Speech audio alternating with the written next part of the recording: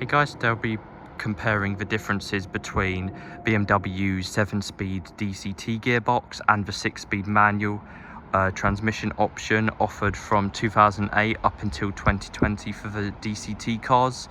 And yeah, obviously BMW introduced their SMG gearbox in 2001, I think it was, and it was succeeded by the DCT up until 2008 when it first came out, which is quite nice. And yeah, obviously they're back to using ZF8s on the later and newer M models. So let's just get onto the video and start off with the manual moving on car. onto the manual transmission car. This is obviously an M4 convertible, which is quite nice. And yeah, obviously it is quite lovely. These were offered with a 7-speed DCT gearbox or a 6-speed manual. The manual is quite rare, obviously, as most people got a DCT. On certain M models like this, the DCT was an additional option and would have cost you around £2,700. And yeah, obviously to compare the manual to the DCT, I think it's night and day really. The manual's very nice to drive, it has very good and short throws. Reverse gear is obviously quite difficult to get into there, but yeah, obviously some of these models come with a mechanical handbrake still. Even some the DCT cars can have a mechanical handbrake, which is quite interesting. And yeah, overall it's very fast to drive. It's not as quick as a DCT, but it's quite an engaging gearbox, and definitely a lovely gearbox for enthusiasts. The first and second gears, people will tell you they are quite can be a bit jerky sometimes. First, because of how the gearing ratio is set, but once you sort of get into second, it's not as bad. But yeah, first sort of feels like an experience really, and yeah, just a little bit different to a conventional manual transmission. But yeah, overall very nice gearbox, and definitely worth the rarity. So moving on to the DCT on this M6 Grand Coupe. All M6s were offered with this. Only in America I think they had the manual options, so there's no additional cost to having this gearbox on this car. But obviously this is a very big difference to the manual transmission and should not really be compared. Almost it shouldn't even be compared to a torque converter really, like the ZF. But yeah, let's just start it up real quick. You'll notice that you start off straight away in park gear, and yeah, obviously the robot manual, or as you call this, the automated 7-speed dual clutch, is, yeah, as the name states, it's a dual clutch transmission. It is hydraulically operated, meaning it's got a hydraulic pump actuator which clicks and clacks the gears in and out, and the clutch discs and plates. This was superseded by the ZF on the newer ones, and it was a successor to the SMG gearbox on the E46s and a few of the BMW models, including obviously the M5, the E60 and stuff. And yeah, obviously the SMG was a sequential manual gearbox in its name. It was a single clutch hydraulically operated gearbox. They weren't too reliable, they sort of ate through the hydraulic pumps, and yeah, obviously the DCT is quite a different experience to the manual and the ZF. And yeah, you've got a little joystick sort of gear selector here.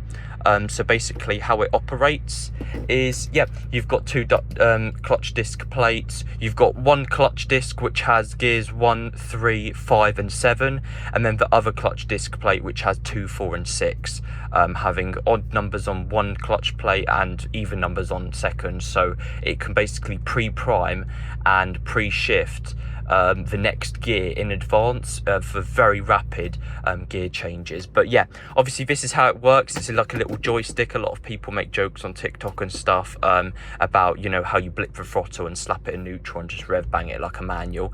But yeah, for reverse gear, you just slide it up and here, and it sticks the gear stick in this mode, and you've got a camera coming up. Be careful when using reverse in these, as you can get a rear wheel spinning quite easily by doing this. And yeah, you just sort of, like, when it's in reverse, it sort of creeps backwards. It's sort of like a manual. When you put it in first gear, it sort of coasts along forwards, but the DCT coasts like backwards. And if you try revving it or, you know, accelerating a bit, you might have the car jolting backwards a little bit. You've got neutral gear here as well, which is just sort of idling gear. Obviously, to put in drive, you just tap it right. To put in sport mode, the manual mode, you tap it again. It's in drive right now. You'll see the paddle, the plus and minus shifter there isn't illuminated. You'll know it's in manual mode when you tap it back in, and this locks it in sort of a paddle shift mode. But there is a safety mechanism also where it won't let you shift down past a certain point or up. So when you're like stationary at traffic lights and you lift off, you only have first gear and second gear available. A lot of people sometimes complain that the DCT is quite a jerky gearbox when you lift it off. It does slip the clutch a little bit because of how it's designed, and the hydraulic pump actuates it. But the easiest way I found it is you can start in first and let it off easy, or you can start the car in second and it will be considerably less jerkier. Obviously DCTs are equipped with drive logic, which is you've got this little indicator arrow here, which basically if you look up on the dashboard here, it selects, obviously, you know, how aggressive the changes are. So number 3, this is number 3, D3, D2, D1, and then S mode. That's drive mode, actually, that's normal. That's D1, D2, D3, and this is manual mode. So it's S1, S2, S3. So S3 is the sportiest. And yeah, it tells you to rev at the longest sort of time. Don't think this one has a physical rev gauge, electronic rev gauge, but the M4 does, and they both have physical coolant levels. Sometimes you have to toggle through the multifunction instrument display like this to get the coolant. It will say cold, warm, or, you know, yeah, basically like that. But yeah, to simply put the car off, what you want to do is keep it in drive. You don't want to put neutral. Robot manuals or automated manuals do not have a park gear, so you leave it in drive and you turn the engine off and it will engage park gear, or use a handbrake and sort of leave the car, put the gearbox in itself sort of in a park manual state. Yeah, this one's also got electronic handbrake. Some cars have a mechanical handbrake, so you sort of want to, you know, have that on. And yeah, if you are in drive and you do try opening a door or something, or yeah, if you put neutral and open the door, it will say secure against rolling away, and the error message you'll get, basically, if you leave it in neutral without putting it back in drive, you're going to get this error message. So basically you're sort of stuck with this, and yeah, it says the vehicle may roll away because the clutch plates are disengaged. It is basically like a manual. This car will roll away if the handbrake's not engaged. But obviously we're not on a hill, so you need to start the car back up, slap it back in drive, and then yeah, turn it back off, which is quite cool. And yeah, that's basically just sums up the DCT. When it is working, it is extremely quick. It's lightning bolt quick, even faster than the ZFs on some cars. You can get these GTS flashed as well, or XHP tuned, and they are just insanely quick. But the only down draw is, obviously, you know, if you're in first gear and you try punching it a bit off the traffic lights, it will be a little bit jerky and it will slip a little bit. But it's an interesting little gearbox as well. You can also just put in reverse there, and it's like a little joystick. It does look quite cool.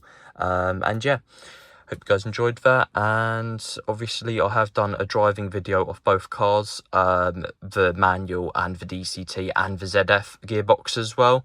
And yeah, I might do a video tutorial on how to drive a DCT, or, you know, just a tutorial on that. But yeah, hope you guys enjoyed the video, and I'll see you in the next one. In conclusion, the DCT will always be faster than the manual, but the DCT offers a more performance orientated experience, whereas the manual is more of a fun, enjoyable experience.